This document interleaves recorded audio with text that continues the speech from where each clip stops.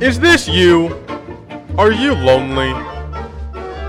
Are you friendless? Are you worrying that the crushing feeling of existentialism will very easily envelop your mind with crippling anxiety and depression?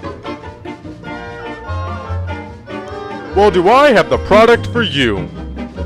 Then all you have to do is read this book. Dale Carnegie's How to Win Friends and Influence People. I read this book about 3 or 4 years back, and I cannot emphasize about how much this book helped me with gaining friends and winning people. When I got out of high school, I was no longer forced into situations and shoved into classrooms with people of my peers. I was in the real world now, and I didn't know how to talk to people. I didn't know how to make friends. I was an awkward mess, as are a lot of my other coevals. So, here today, I'm gonna help you learn how to talk to people and gain friends. Dale Carnegie broke up his book into about 4 main parts, and each part having a bit of subchapters. The 4 main parts being the fundamentals of understanding people. The second part is gaining friends and talking to people. Third part is winning arguments, and the fourth part is being a leader. Now, I didn't read the 3rd and the 4th chapter mainly for the sole purpose that I kind of didn't know that they were there. I was mainly focusing on the point that I just wanted to learn how to talk to people and make friends. So if you came here to learn how to be a leader or how to win arguments, you've come to the wrong video. Now let's start with chapter 1, or as Dale likes to call it, the fundamentals of handling people. Dale Carnegie likes to emphasize his points in this book by telling short stories of himself or of other people. In this first chapter, we get small snippets of stories of gang members and mafia members doing heinous crimes all the way up into their deathbed and blaming everybody else except themselves. Dale Carnegie wants you to simply understand that people don't like criticism. As humans, we inherently don't find fault in anything that we personally do. So if you were to go out and just start blaming people and criticizing things that other people do, you'd probably find that most wouldn't like that. Instead of condemning people, let's try to understand them. Let's try to figure out why they do what they do. That's a lot more profitable and intriguing than criticism. And it breeds sympathy, tolerance, and kindness. To know all is to forgive all. As Dr. Johnson said, God himself, sir, does not propose to judge man until the end of his days. Why should you and I? Don't criticize, condemn, or complain. You can basically summarize this chapter into just the desire to be important. Dale Carnegie wants you to understand that people like to feel important. So much so that he drives his point by giving you a small list of things that people most want in life, along with the desire to be important, along with health and the preservation of life, food, sleep, money, and the things money will buy, life in the hereafter, sexual gratification, the well-being of our children, and the feeling of importance. I'm sure it's no secret for most, but everyone has an unseen superpower to know when someone isn't being honest. If you talk to somebody with an insincere cadence to your words, then people start to look down on you and think lesser of you. Emerson said, "Every man I meet is my superior in some way, and that I learn of him." If that is true of Emerson, isn't it likely to be 1,000 times more true of you and me? Let's cease thinking of our accomplishments, our wants. Let's try to figure out the other person's good points, then forget flattery. Give honest and sincere appreciation.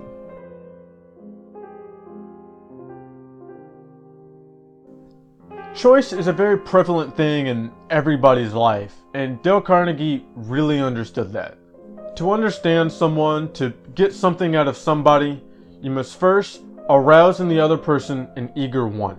In this chapter, Dale Carnegie tells a story about when he was young and went fishing, he really liked strawberries and cream.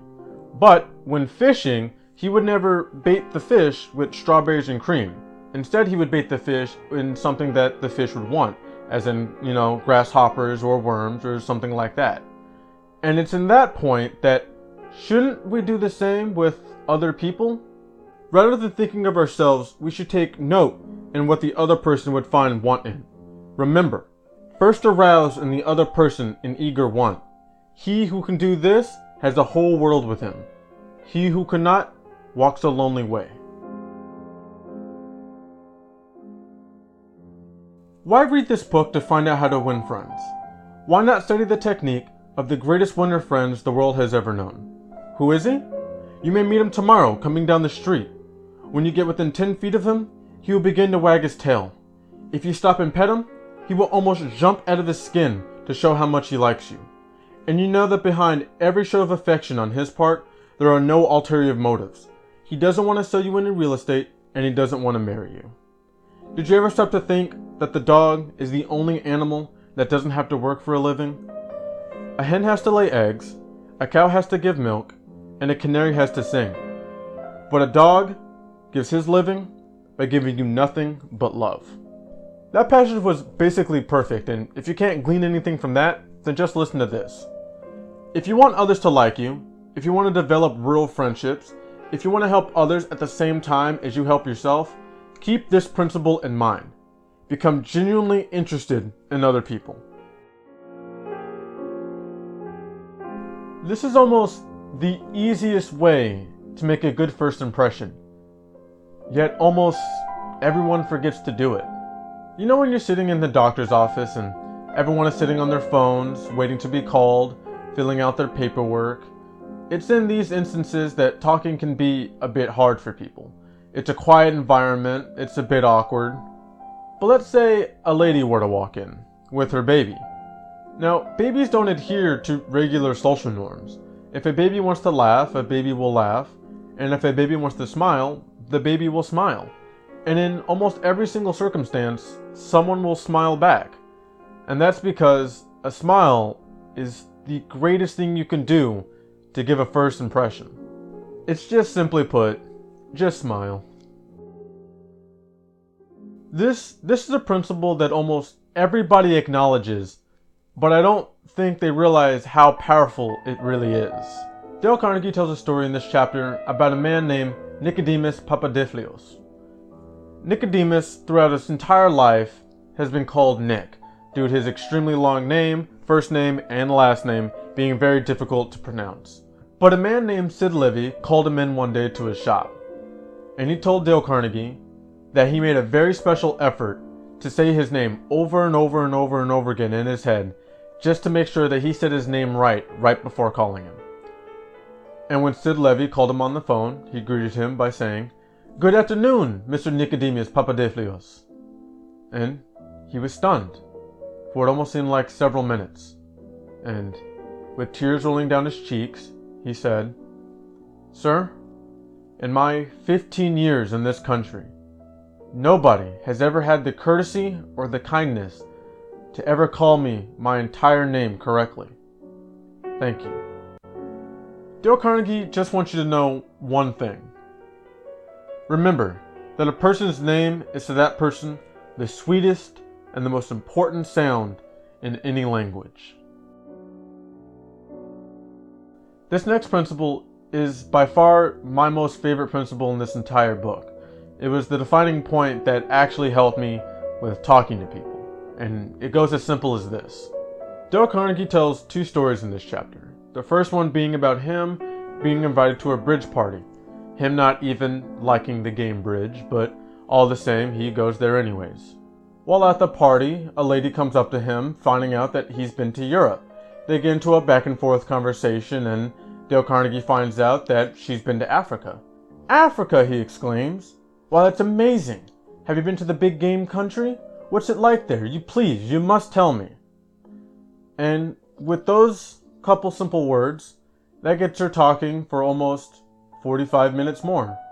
Dale Carnegie tells another story about how he went to a botanist party. Once again, him not being a botanist, he gets into a lot of conversations with other intellectuals, talking about plants and of the sorts.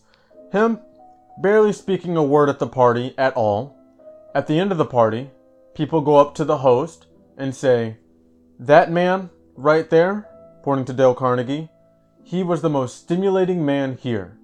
The best conversationalist out of the entire party." It's in this chapter that it's almost too easy to understand, but it's just as simple as this. Be a good listener. Encourage others to talk about themselves. We all know Theodore Roosevelt, But did you know that whenever he was expecting company, the night before, he would read up a small bit on something of their interest? For Roosevelt knew, as all leaders know, that the royal road to a person's heart is to talk about things he or she treasures most. Dale Carnegie put it very well in just these simple words: talk in terms in the other person's interest. This next principle is pretty similar to one that we've already covered, but with a twist. Dale Carnegie tells a story in this chapter about one day when going to the post office, he took a look at the clerk, and while waiting in line, he said, "I'm gonna get that person to like me." But in turn, he had to think to himself, what is it about this person that he genuinely admires? And so, when it was his turn to go up to the clerk, he got up to him and he said, "My, how I'd really like to have that nice head of hair." And the person, absolutely beaming with smiles, says, "Oh, it's nothing. It's not what it used to be." But Dale Carnegie knew that even with that one simple phrase, when that person went on their lunch break, that person would probably for the rest of the day just go out just thinking, "Wow, that was an amazing compliment. And I'm glad that that person told me." And it's little things like that that can make people like you almost instantly. Giving little compliments and just saying things that you like about someone will make someone walk on air for almost the rest of the day. It's those little things that people will remember about you and make you really like you. Make the other person feel important, and do it sincerely. I really do feel that almost everybody should read this book, regardless if you know how to talk to people or if you don't know how to talk to people. There's just so many stories in this book that really stick to you, and there's so many examples that I couldn't even get to in this video that are so amazing and so important in almost everyone's lives. But just to finish off this video, I want to read my favorite quote in this entire book, just for the hell of it. "If we are so contemptibly selfish that we can't radiate a little happiness and pass on a bit of honest appreciation without trying to get something out of the other person in return, if our souls are no bigger than sour crab apples, we shall meet with the failure we so richly deserve."